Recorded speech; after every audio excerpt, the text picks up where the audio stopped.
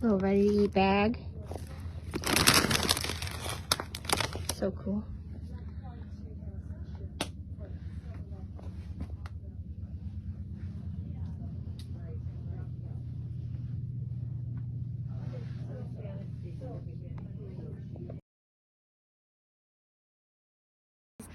No, my favorite part of this whole experience was the volunteer aspect, because it was just really cool to see the whole thing, the behind the scenes of it all, because when I volunteered it was setting everything up for the food pantry. And everybody just really worked well together as a team. And then the thing that I noticed was how much they really emphasized the dignity of the patrons, because it wasn't just, we'll just give them whatever we have. No, it was like, if you're not going to eat it, please don't give it to them, because who wants that? So that was something that really stuck with me. I talked to some of the volunteers, all very passionate about what they do here, and they loved it too. I was just feeding off of their energy. It was just really cool. What else? There's something else that I wanted to add that I really liked. Talking to the patrons, I mean, their stories are kind of nuts. Because it's just ordinary, everyday situations that could happen to anybody, and now they're here and stuck in the situation. So one of the patrons I talked to, his wife is on disability. She's in the hospital, and unfortunately both of them were evicted from their place. And what I didn't realize is that eviction stays on your record for 7 years, which is crazy. Like, how do you move past that? And then apparently anywhere that you apply, if they see the eviction, they're not gonna rent to you.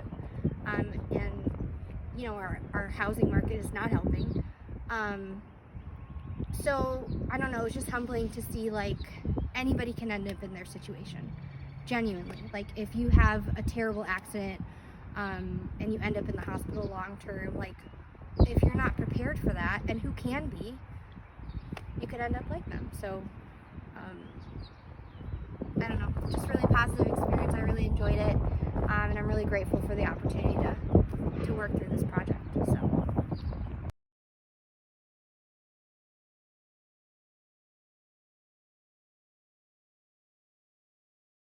For me, what really just struck me was we spend so much time talking about people's lived experiences, and getting to come to this place at the Grace Welcome Center and see how, you know, the volunteers here go out of their way to restore, like, the dignity to people, you know, by just offering services without asking questions. Like, I didn't realize coming into this project how hard it was to get help, how hard it is for people who are demoralized and defeated and, you know, on just their last breaths here, to just get food, shelter, and, you know, a shower, something as simple as being clean and not having to be in your own filth, and just how much in our lives we take for granted all the time. I think that just as people,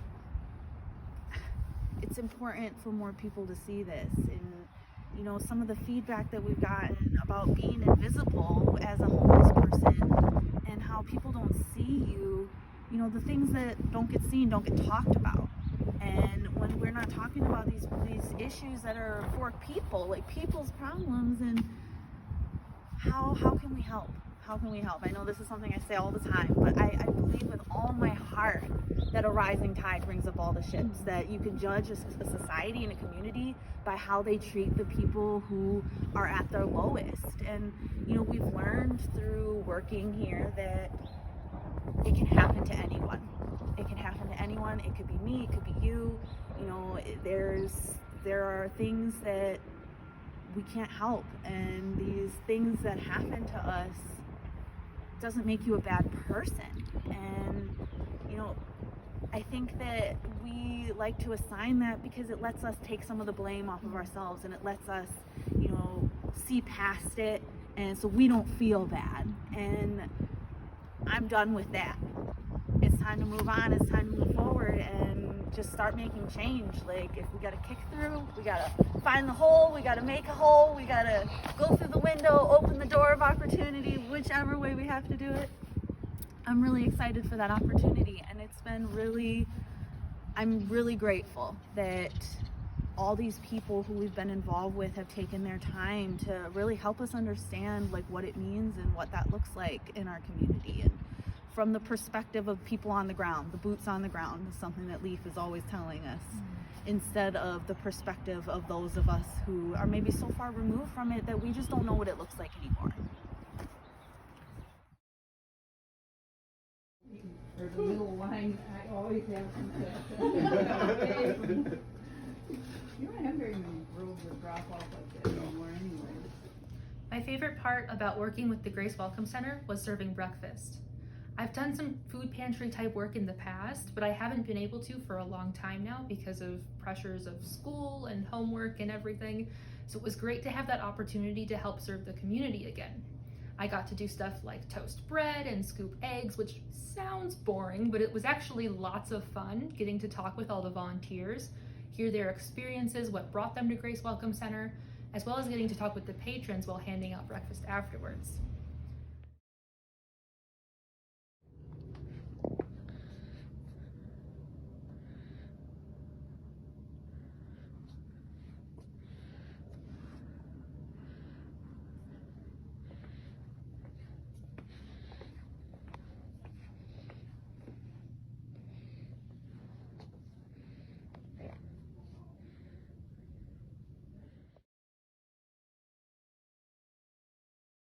Okay, so I interviewed this guy today who was absolutely incredible and just opened my eyes to how this really truly can happen to anyone. So this man actually came from Southern California. He was in a halfway house there, but he has a master's degree in psychology and was working on getting his doctorate, and was even working on starting a business with play therapy to heal trauma in children.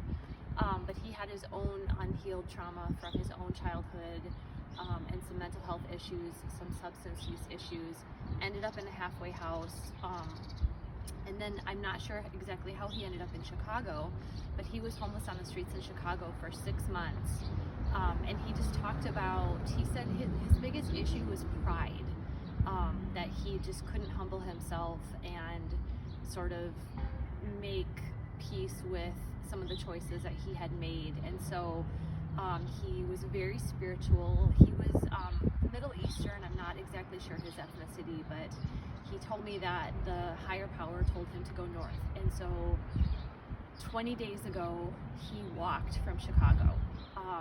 He walked along the North Shore through expensive neighborhoods and sought out help from police officers, from emergency rooms, went in libraries, slept outside. He didn't have a sleeping bag, he didn't have warm clothes. In fact, he told me last October when he was on the streets of Chicago, some people were asking him if he needed more cardboard and better clothes because he was in t-shirts because he came from Southern California. So, you know, this is his first winter in the Midwest, and it was spent on the streets.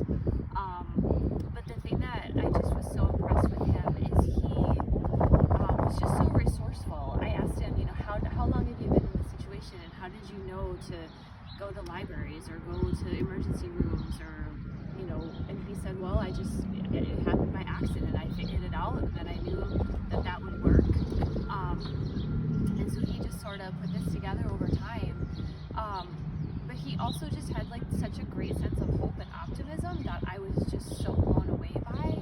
He said, you know, I could wallow, I could feel sorry for myself, but every day I choose to get up and realize like all the things that are around me, that are for me, and how he said, you know, I went to school for 4 years, I went to college, and that was academics and that was books, and that sort of insulated me from the realities of the world. But now the higher power showed me that I am learning in this environment too, that I'm getting another degree, another education.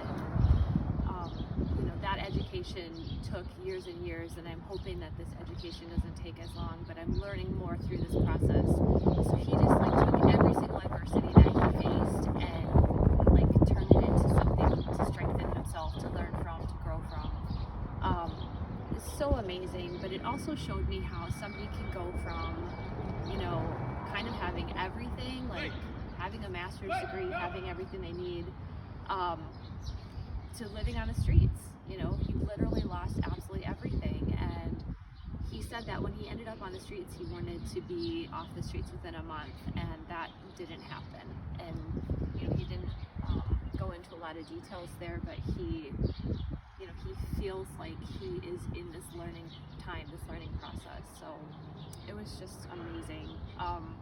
I would say for sure my favorite aspect of this activity has been speaking with the people that are on the streets and just hearing like what they encounter every day and how they live, like how they figure things out, how they problem solve and survive. And I guess I was surprised at the level of hope and optimism that they do have.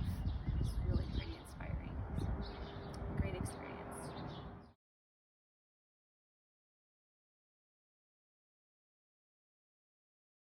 I was able to volunteer with the food pantry at Grace Welcome Center, and I was able to see how they package meals and how they package donations and sort through them. One of the awesome things they do is they sort based off the needs of people who come for walk-ups versus people who come through the drive-thru. So if you come through the drive-thru, you get a week's worth of meals that can be frozen and refrigerated. They don't just give you random ingredients, they give you a whole meal. So the meal that they had my week was chili and cornbread. And then if you come through the walkthrough, they give you things like tuna, different canned goods that you can keep on you for a longer time, granola bars, anything that they think would be helpful. They also are able to sort through the patrons' needs. So they understood that people who were coming for walk-ups weren't able to have apples because they weren't having proper dental care. So they were able to substitute in oranges. And while we were there, we found out that many people who come through the drive-through, they speak Spanish. They have a large Spanish population here. So Sarah was able to take our brochure idea and translate it into Spanish for them. So that was a need that we fulfilled.